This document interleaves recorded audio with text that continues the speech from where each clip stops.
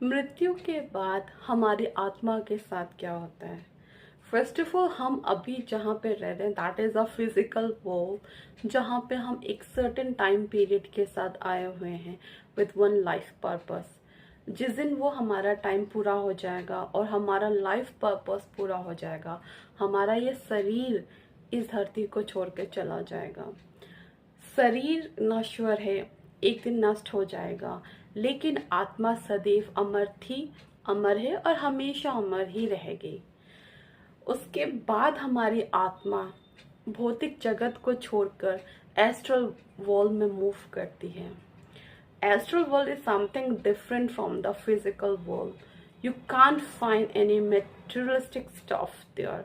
वहाँ पे चारों तरफ सुकून होगी, शांति होगी और चारों तरफ म्यूजिक ही म्यूजिक होगी, जहाँ पे आत्मा कुछ टाइम के लिए रेस्ट करती है, क्योंकि वो भौतिक जगत से एस्ट्रल वर्ल्ड में जब वो आती है तो वो बहुत ही टायर्ड, एग्जॉस्ट और ड्रेन आउट होती है, तो उसको एक रेस्ट की आवश्यकता होती है। तो एस्ट्रल वर्ल्ड में बेसिकली आत्मा रेस्ट ही करती है। This is second phase, right. And उसके बाद वो एस्ट्रल वर्ल्ड से निकल कर एक लाइफ रिव्यू या रिफ्लेक्शन वाले फेज में जाती है।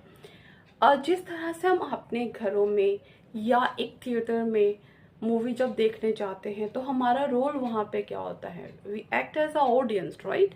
तो आत्मा भी इस फेज में आकर एक ऑडियंस का काम करती है और उसके सामने एक स्क्रीन होती है जिस पे वो सारी एक्टिविटीज फ्लैश आउट हो रही होती है और आत्मा वहाँ चुपचाप बैठ के उसको देख रहा होता है कि उसने धरती पर रह के कौन कौन से कर्म, चाहे वो अच्छे कर्म हो या बुरे कर्म हो, उसने किसको हर्ट किया, किसको चीट किया, किसको धोखा दिया, या किसने उसको चीट किया, हर्ट किया, धोखा दिया, ये सारी चीजें वो अपनी आंखों से वहां बैठकर देख रहा होता है।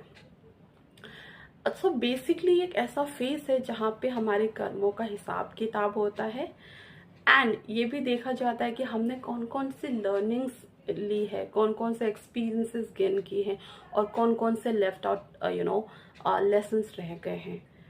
बेस्ड ऑन दैट आत्मा एक रीबर्थ वाले फेज में एंटर करती है, जहाँ पे वो कॉन्ट्रैक्ट करती है कि वो कौन सी फैमिली को चूज करने जा रहा है या कौन सी फैमिली में जा रहा है, कौन कौन से एक्सपीरियंसेस उसे अगेन इस धरती पे जाकर लेनी है, कौन कौन से सुख, कौन कौन से दुख कष्ट झेलनी है, राइट।